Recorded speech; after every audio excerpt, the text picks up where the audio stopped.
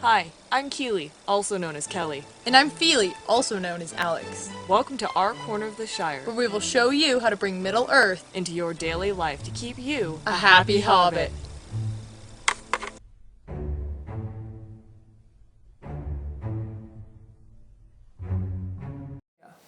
Welcome to this episode of Happy Hobbit. Today I'm going to be experimenting and attempting to make some cherry wine, which I've never even had before, so I'm excited to see what it tastes like in a few months. And I'm going to make it from actually cherry juice rather than fresh fruit. And for those of you who've been following our brewing episodes, you'll know that this is a first for me because I always do it with fruit.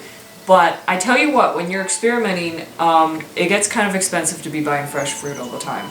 So at this point, I thought, I'll try the fruit juice, see how it goes. So I'm kind of combining a couple different recipes to create my own. Fingers crossed that it works. If it doesn't, I'll reveal it later on when we film a couple weeks or months from now.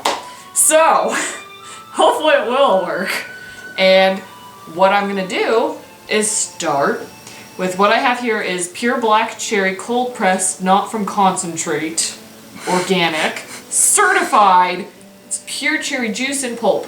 Now, I'm gonna shake this up, make sure it's well mixed. I've got my funnel sanitized here.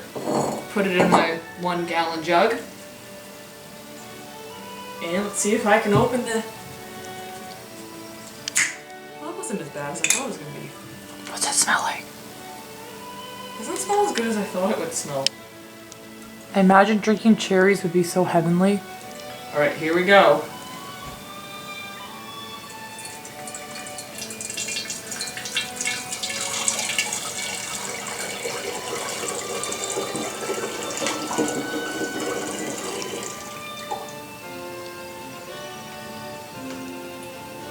One bottle.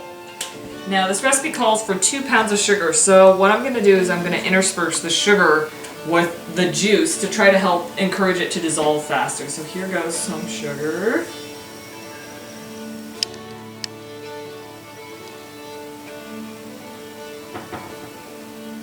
Wow, it's like the sands of time.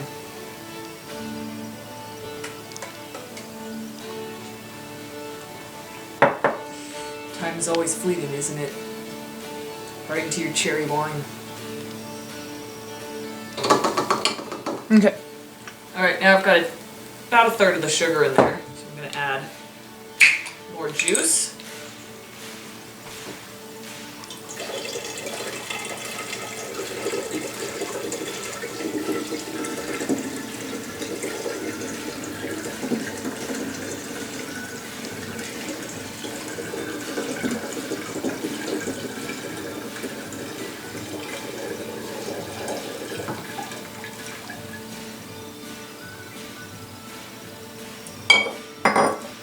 And more sugar.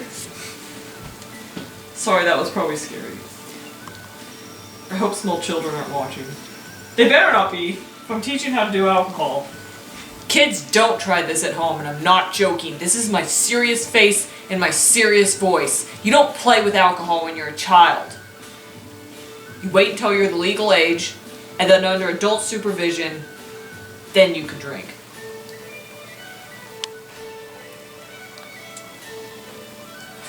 Alright, time for the last bottle.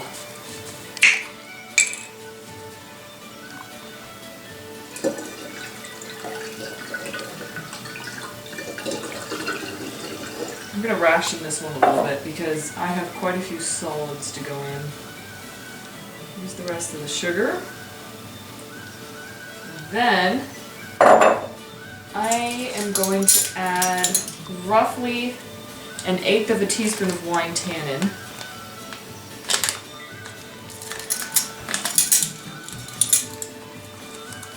So this is a 1/4 teaspoon. I'm just going to partially fill it.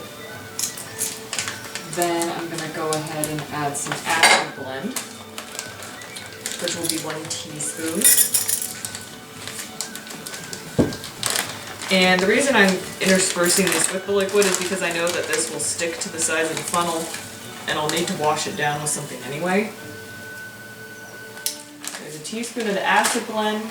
Then I'm going to need pectic enzyme.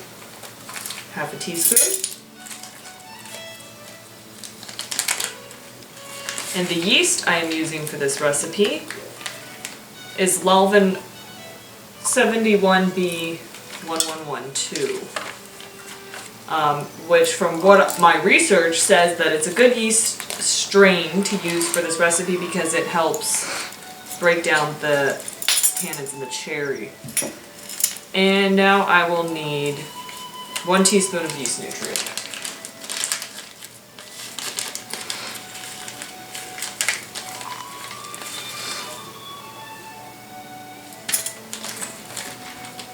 Which is the stuff that smells like stinky feet. Got a little clog there. Alright. This is my yeast. As you can see, it's already been started, which is always a good thing to do. This yeast needs to be reactivated in water. It needs to be rehydrated, I should say. So that's why I started it. But also it's good to start it just to test it.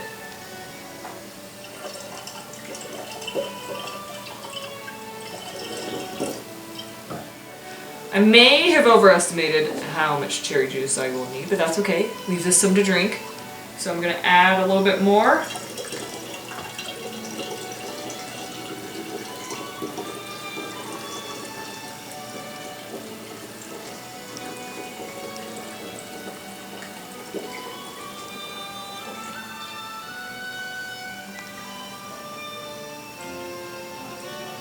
Alright. So, now I've got all my ingredients into the carboy. What I'm going to do right now is put in my sanitized top, and to dissolve the sugar, I'm going to shake it. So I'm plugging the hole with my thumb to keep it from spraying everywhere.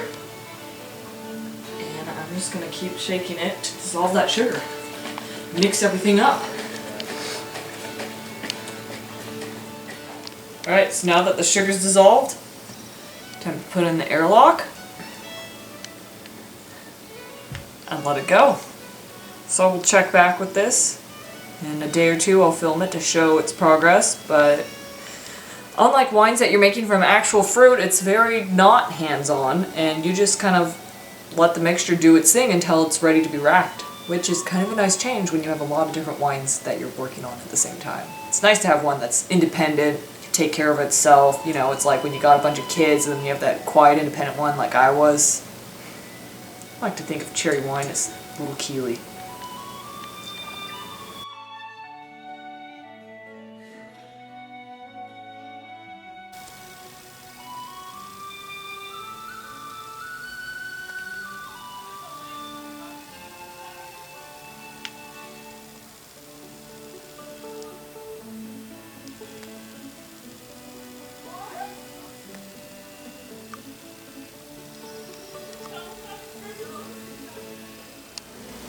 So now it has been 4 to 6 weeks, and our cherry wine is nice and dark and ready to be racked. Goodbye old water.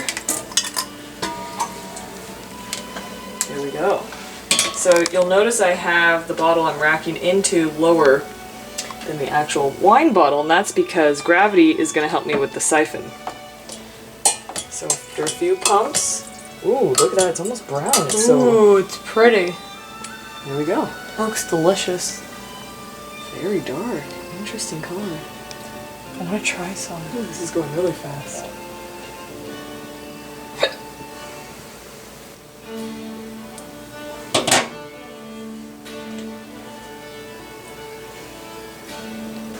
Putting the airlock back on.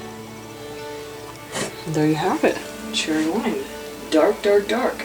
So one thing that I'm going to do with this wine, since it's not a full gallon, is boil some water to distill it, or not to distill it, but to sanitize it, and then I'm going to let that cool completely, and then I'll add just a little bit to make this a full gallon, and it won't really dilute the wine too much. It'll just help, because it's going to continue fermenting anyway, but it'll just help the volume. 'Cause go through all this trouble to make it, you want it.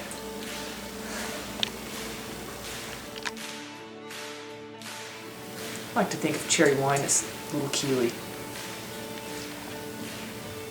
Did that scare you enough? Holy crap!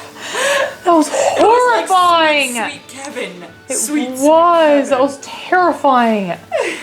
My house. I don't know though. Don't quote me on it.